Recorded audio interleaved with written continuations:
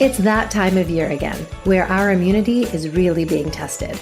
I have to feel 100% in order to run my weekly podcast, fulfill deliverables for my clients and partners, manage my household, and take care of my family of 5. So believe me, I take my health seriously and take all the measures I can to feel my best. Sambucol was developed by a virologist and is a dietary supplement that provides powerful immune support fueled by nature's superfruit, black elderberry. Black elderberries are a natural source of vitamin A, C, and E, and contain antioxidants that may help fight free radicals. The gummies and syrup have a delicious berry flavor and are easy to incorporate into my daily wellness routine. They're dairy, egg, gluten, nut, soy, and wheat-free, vegan and vegetarian friendly, and they do not have any artificial colors, flavors, or sweeteners. Visit sambucolusa.com, and that's spelled SAMBUCOL USA.com, and use my code MOMSENSE15 to receive 15% off your order of $9.99 or more. This offer is valid for U.S. customers only. Sometimes parents need a little reminder that our health comes first, and Sambucol can help. That is, I think, the gift of parenting actually, is that we can really watch this unique soul. Like, we really are just the vehicle through which they come to this world. And so I think that always stayed with me, is that, if we can love and nurture and give them the safety and security to blossom, they will start to exhibit and explore and question their unique gifts. And that's what's so amazing about the parenting journey, is to actually give space to your kids to discover who they are. Hi there, it's Kanika. Get ready for another season of That's Total Mom Sense, where I interview global thought leaders on their life stories, the legacy they're passing on to their kids, and of course, their mom sense and dad sense superpower. It's me, Bobby Brown. Can't wait to share my story. Hey, I'm Daphne Oz. Hi, I'm Shani Darden. Hi, this is Christelle Lynn. Hi, I'm Bob Michelle Milan. Hi, this is Tony Leroy. Hi, I'm Shannon Lee. Hi, I'm Farnoosh Tarabi. Hi, this is Michael Perry, founder of Maple, and you're listening to me on That's Total Mom Sense. It's our mission to be inclusive, so we're having dads pull up a seat at the table. Tune in to my new monthly segment, What Matters Most with Maple, featuring my co-host, Michael Perry, tech founder and devoted father of 2. Thank you to my brand partners, community, and you, yes, you, for making this podcast possible. Episodes release every Thursday. Join my tribe by logging on to that'stotalmomsense.com and subscribe wherever you listen so you never miss an episode.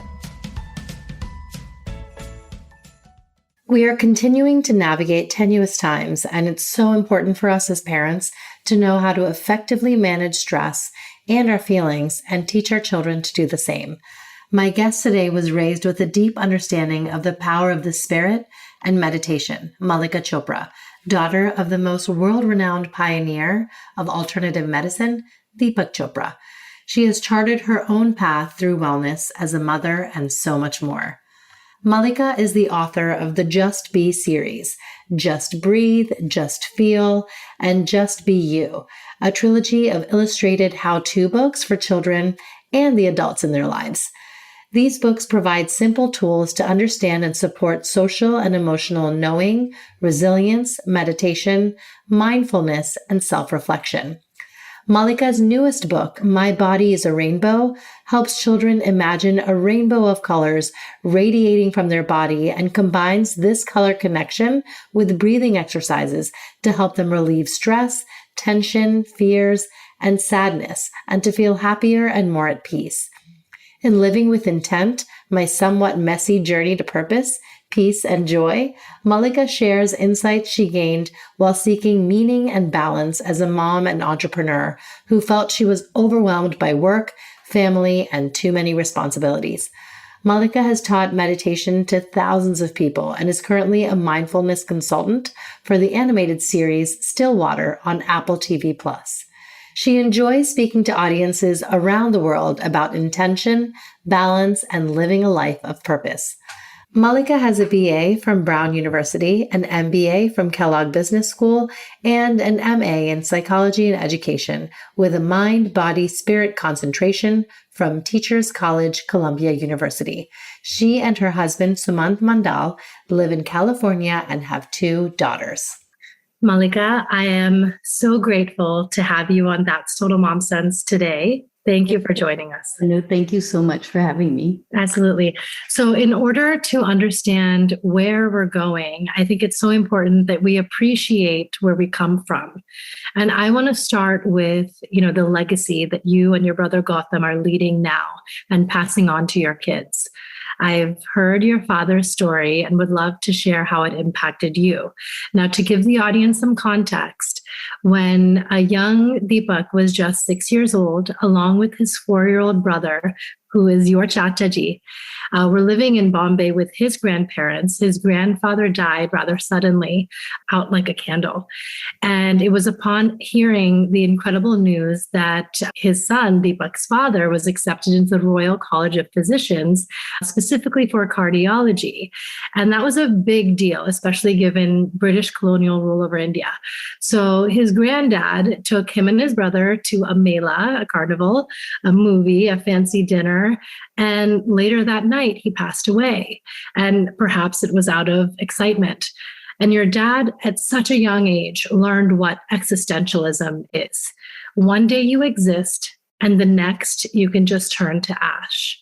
And, your father, did he tell you these stories? And is that why he embarked on the journey that he did and his, how he forged his life path?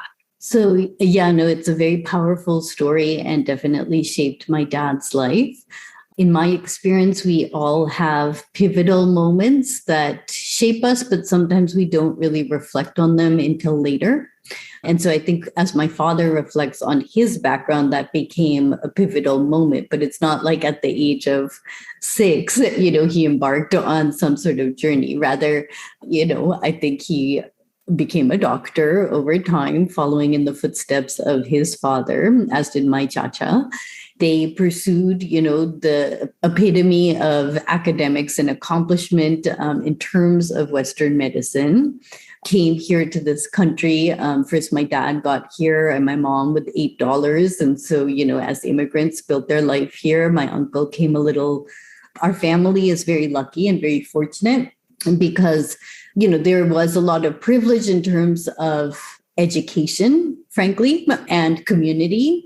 And that's what I think supported my father as he embarked on his journey. Now, the story that you share definitely, it was one very important incident in shaping his sense of existentialism. What is existence? So many of the questions that he grapples with now. Yes, absolutely. Now tell us about your childhood along with Gautam and your, mom and dad and how they raised you and the family values that they wanted to instill in you both. So I think we were very typical Indian immigrants. My parents came here in the 70s. As I mentioned, they had $8 when they got here. So when they arrived, I think we're put in some motel before he started his first shift in the emergency room. And so when they were going and walking around that first kind of night or two, they saw a colored television, probably in a Sears window or something like that. And utterly fascinated because they had never seen a color TV before.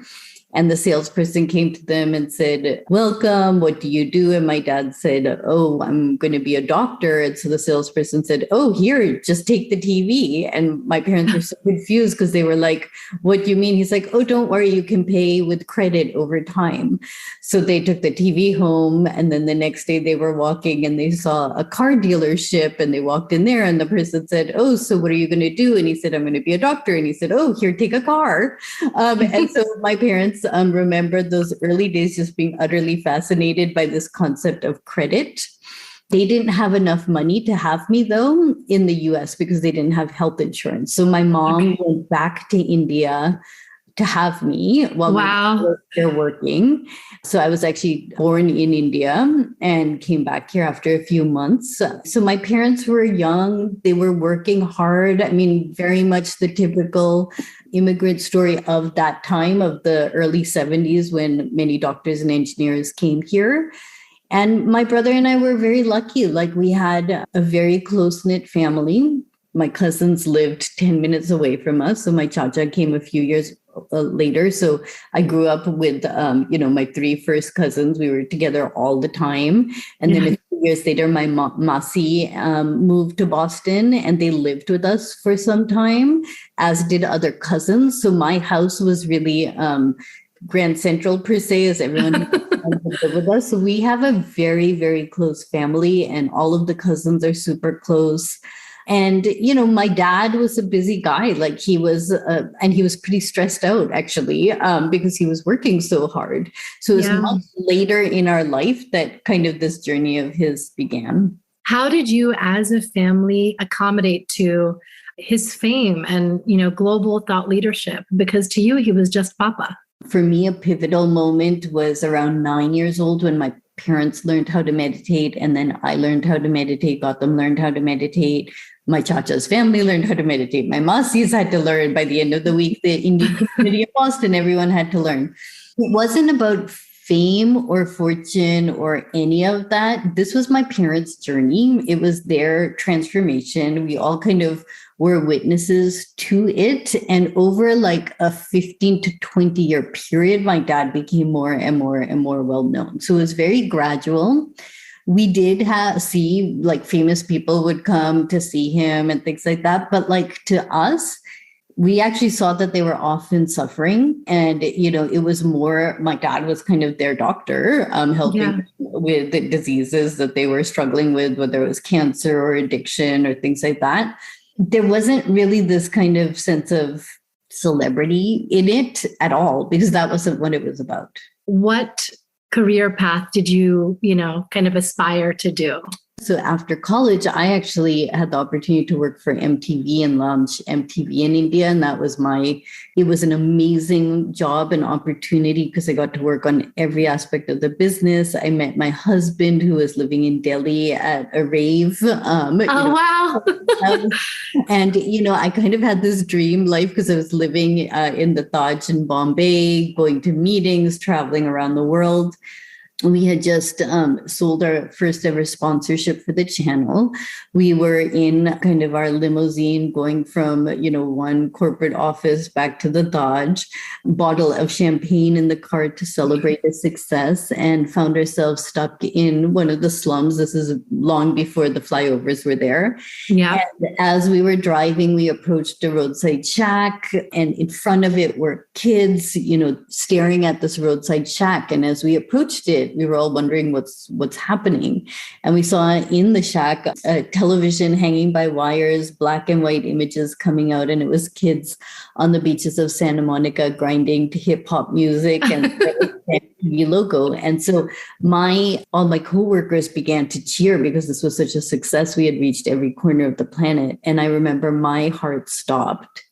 And I thought, oh my God, what am I doing? And I realized, like, I kind of had this dream job, but it was one of the first times in my life where I started to really reflect on the values that my parents had taught us, asking, how can I serve? And for me, I realized, like, that was an amazing opportunity. It gave me the tools for much of what I was able to do later on in life, but it wasn't my path.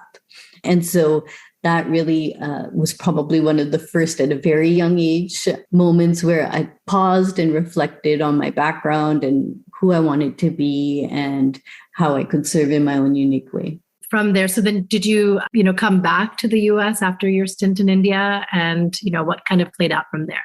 Yeah, so I decided after that moment, I was like, this isn't my path, but I would say I had no idea what I was meant to do. But at the same time, I ended up meeting my husband. We got married. We actually came back. He was from Delhi, but we got married. He had gone to undergrad in the US. We came back to the US, and both of us went to Kellogg did our MBAs, continued with education. And then my career has been very much like I'm kind of entrepreneurial by nature. So I'm always launching different projects or companies or books or whatever it may be. And so I've kind of had this, as I say, a messy journey. My book for adults is called Living with Intent, My Somewhat Messy Journey to Purpose, Peace, and Joy. So I talk a lot about kind of the messy journey there. But I will say, I continued to have different moments in my life that would make me pause and reflect and often shift direction a little bit. One of which was, of course, being pregnant. You were pregnant during 9/11, and that was another very pivotal turning point for you. So tell us what happened during that time. On the morning of 9/11, the phone rang and it was my dad on the other end of the phone. My husband answered the phone and I was 5 months pregnant. My dad was crying hysterically, like my husband couldn't even understand what he was saying. So he gave me the phone and the first plane had just crashed into the first building. My dad had made an emergency landing from his flight and my dad thought my brother was on the plane because the initial information seemed like my brother was on it. And while we were on the phone, the second plane crashed. So obviously nobody knew what was happening that morning. My mom's flight turned around and it took us a couple hours for my brother to finally call and tell us that he was okay. In the midst of it, like my Masi was trying to find the taxi that drove him to the airport. And so it was obviously everyone had their story that day. So our personal story was one where it was more looking for my brother. And hours later, I was going for a walk and I think just all the stress caught up with me and I ended up just kind of fainting. Next thing I knew, I was in a hospital room and it was again one of those pivotal moments because I was about 30 years old and all of that inspiration and joy and the magic of becoming a mom suddenly became anxiety and fear and, questioning what am I doing bringing this kind of innocent soul into a world that's suffering.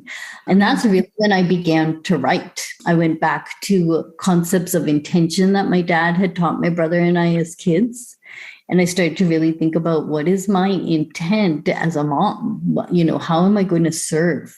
What do I want this journey of being a mom for my children? What do I want to instill in it? So my first book was actually called 100 Promises to My Baby, followed by 100 Questions from My Child, which were very much about conscious parenting.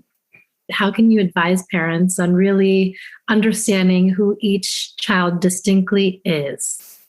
That is, I think, the gift of parenting actually is that we can really watch this unique soul. Like we really are just the vehicle through which they come to this world.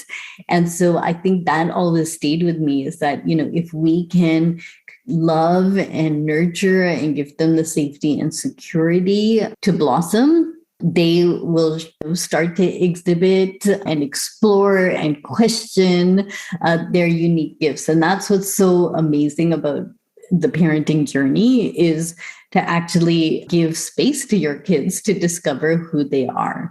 And so for my girls, like I said, I always was so grateful for the security that I had growing up. And so much of that is family. It was our Indian community. And I realized actually, because for those of us who are kind of the next generation, we're much more immersed into a more diverse community. And so for me, my husband's from India, but my sister-in-law is Chinese. And we have, many different people with different backgrounds in our family. But I think what we've all carried forward is this commitment to really be connected as a family.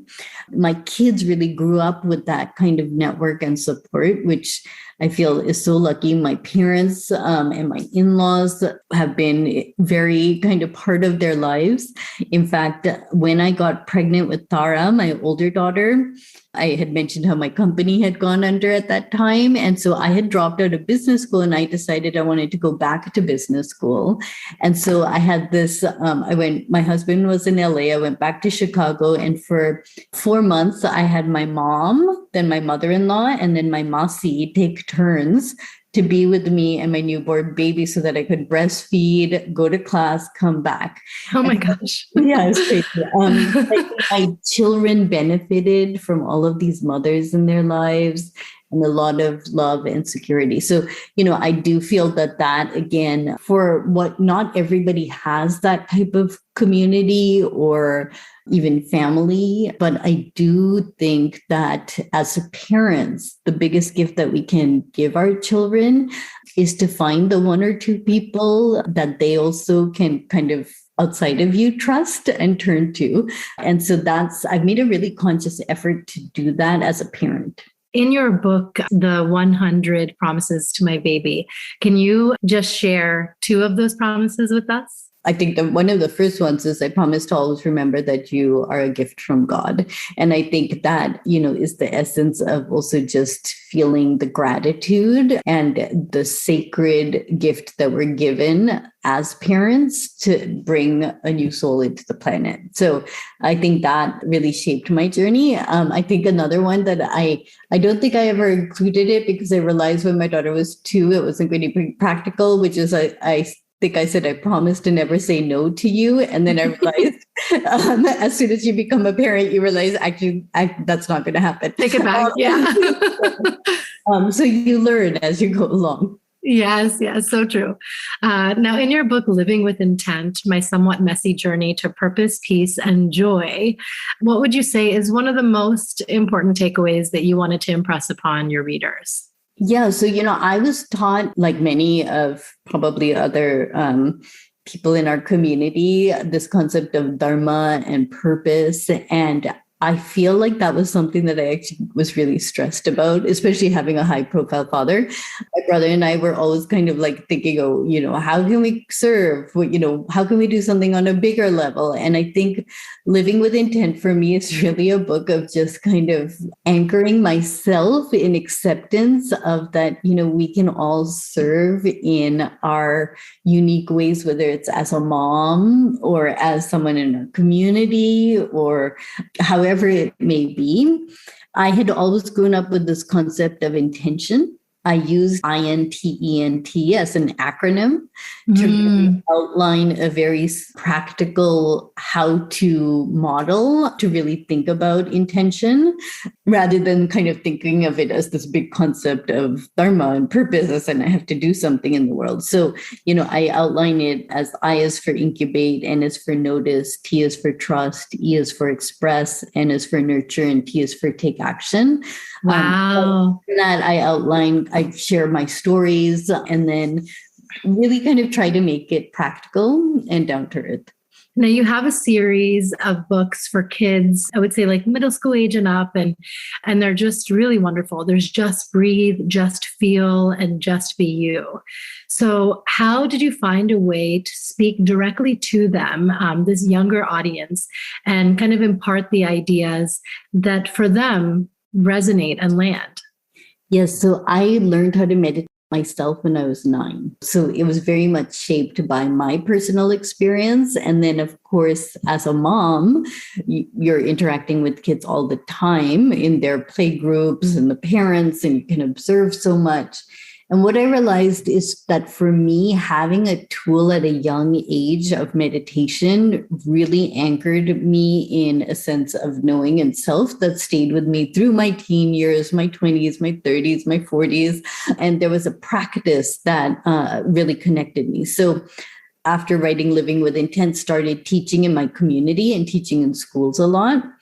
And it began with just teaching my daughter when she was in 3rd grade, her Girl Scouts group, how to meditate. And what I realized is that children are so yearning different tools, and they're actually quite innocent in terms of experimenting. So, I kind of took my own background and then what I was doing with children to just start writing these books. And it began with Just Breathe, which is really just begins with breath. We don't have to make things so complicated. It's really simple, practical tools that have, we know even scientific benefits as well in terms of physical, emotional health.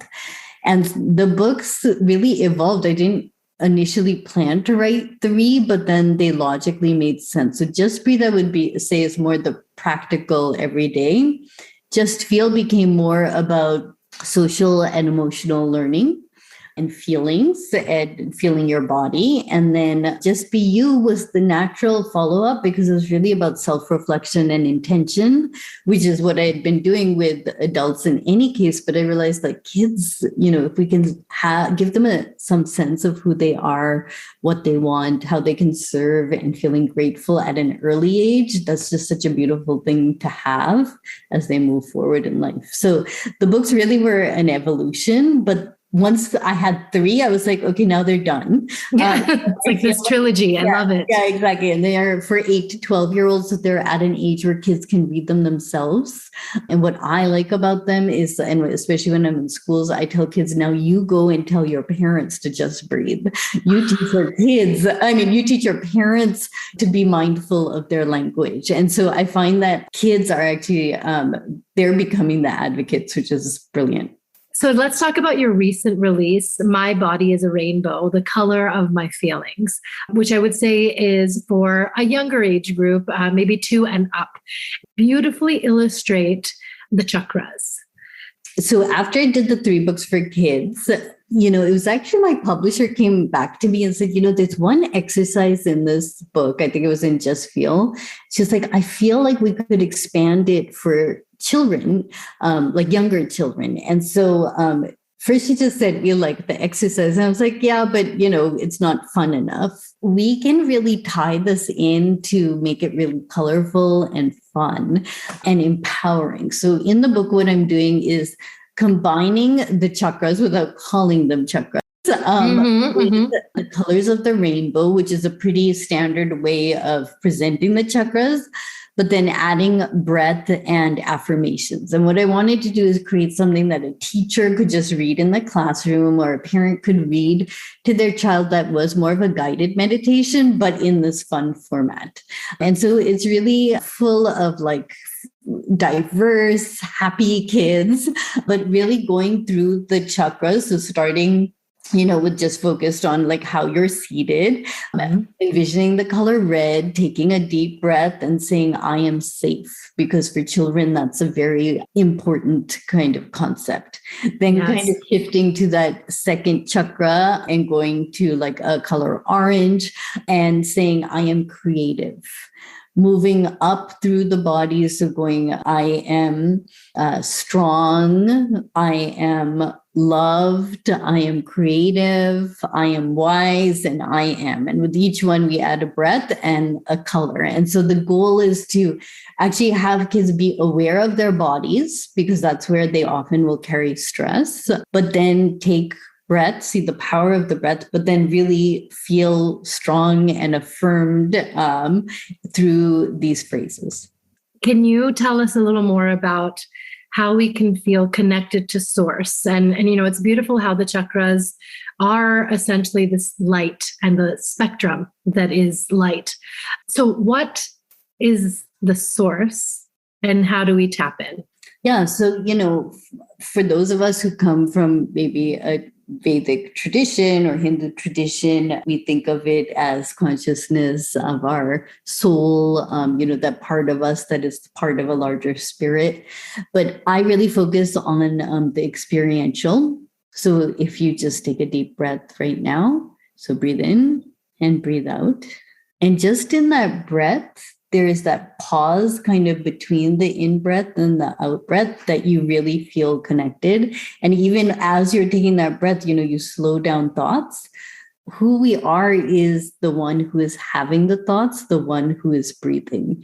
And so it's really in the practice that we experience that. When we teach meditation, in our tradition, we're using mantra-based meditations. And what we're doing is just slowing down thoughts and giving people the experience of the one who's having the thought. So, we have a thought, we have a thought, we have a thought. But with breath, with mantra, we kind of expand the space between thoughts. And that's when we connect to our true selves. And that's when we feel part of something bigger. when we move beyond the ego or just kind of our individual self to something that is larger. So I think in all of these exercises that I'm doing with kids, I'm not feeling the need to explain all the concepts, but just give them the experience. And actually, kids are so open and innocent that it's amazing. So, often I'll go into a classroom and it will be full of like 30 kind of laughing, fun, joyful kids who all like love to share their stories. And most of them now have been exposed to some sort of yoga or mindful walking practice or something. And we'll, laugh a lot. And then I'll have them do like tree pose, and which is always a fun pose because they're all over the place, but they'll always this like just a millisecond or a second where all the kids just for 1 second are like balanced and taking a deep breath together amidst all the craziness. And it's just such a nice reminder and an experience for them to have of that we can quiet down. We can find a moment of peace in the midst of all this craziness. So you're a forever student of meditation. And as you mentioned, you were exposed so early on in your life.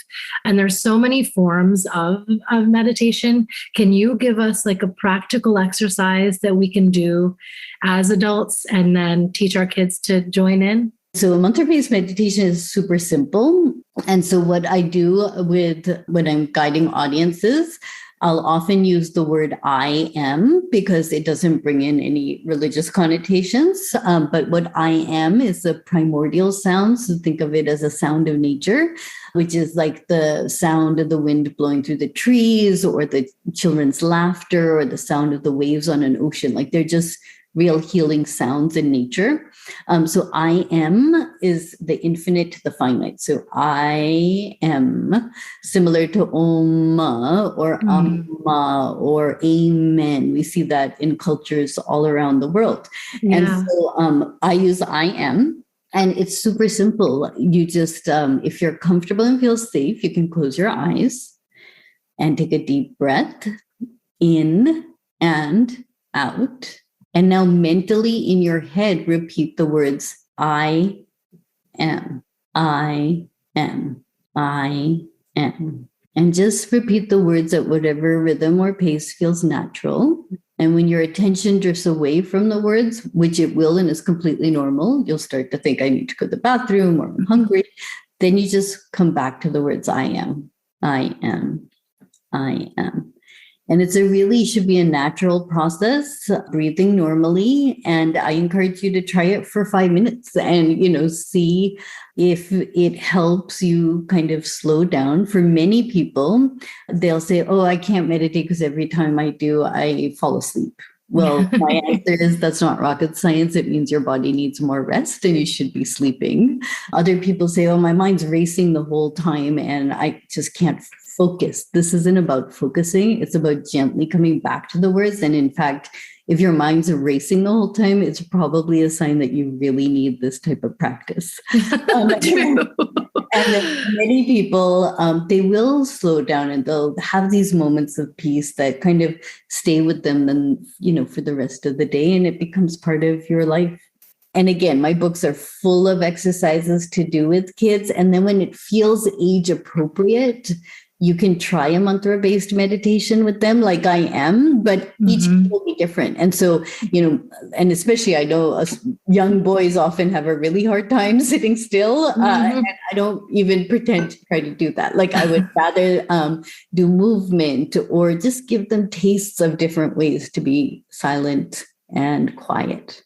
So when was a time you trusted your mom sense? There was a time, I think my daughter was like 11 or 12 years old. She tried to shape her eyebrows and she shaved off her eyebrows. And so as a parent, of course, the first thing was like, has she cut herself or, hurt herself? But then it was just looking at her and all I could do was laugh because... Right. And you have to go back to like, okay, don't take anything too seriously. And also now she's traumatized and let's kind of find that place inside of us instead of shouting at her, like, what the hell are you doing? It was more like, okay, let's figure this out, and kind of find the humor in it as well. So I think that as a parent, for me has always been, and you have young kids, but as they get older and they become teenagers and they start to really individuate and push back and explore, you have to find that anchor in yourself to remind yourself, this child is my gift from God. And I am really going to be a partner here as we move forward. Let's not forget our quote of the day. Is there a quote that you live by? I would say both. I would think both my brother and I really do carry this concept that my dad always shared with us, which was don't take life too seriously, and really kind of approach things with gratitude and humor and creativity. And so I think we both have always kind of held that.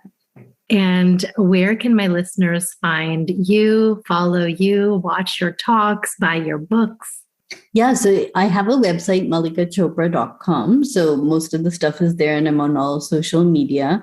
I have recently actually taken on the CEO role of Chopra Global, which is my dad's company. So I do invite everyone to explore Chopra, and we have a Chopra app on which we have guided meditations. Of course, I've done 21-day meditations with Oprah and others. And then I am sharing a lot of meditations for kids and families there now as well. Thank you. Thank you so much, Mallika. You have been such a delight. And thank you for giving us these tangible takeaways and enlightening us in a way that's so pure and authentic. Really appreciate it. Thank you. And yeah, thanks for spreading the word, and good luck with all of your efforts. Thanks for listening to today's episode. I hope you got some great takeaways from my conversation with Mallika. If you enjoyed the show, please rate, review, and subscribe to That's Total Mom Sense, the podcast, wherever you listen. Here's a review I'd like to share from Apple Podcasts. It was said by Miss Khan. The subject reads, "Just love it." She says, "Kanika is such a professional. You know she's done the work, and I love that she addresses all kinds of issues." Well, thank you, Miss Khan, for the thoughtful review. Please email me your address so I can send you some That's Total Mom Sense merch. My email is thatstotalmomsense@gmail.com. As you know, on my website, thatstotalmomsense.com, under the shop page, I've branded merchandise, and it's meant to enhance your podcast listening experience. So featured are earbuds, cozy hoodies, tanks, and even a Mom Sense candle that I collaborated with Bodewell Living on. And the fragrance is jasmine and sandalwood, which is reminiscent of my nani, my grandmother, who lived in India. Tune into other episodes and browse my YouTube videos where I post teasers by searching That's Total Mom Sense. And you can follow me on Instagram, and my handle is @Kanika Chadda Gupta. If you are seeking advice with your personal journey through pregnancy or parenting, or just want to say hi, I would love to hear from you. So send me an email at thatstotalmomsense@gmail.com or send me a DM. Remember, always trust your mom sense and your dad sense. That's Total Mom Sense.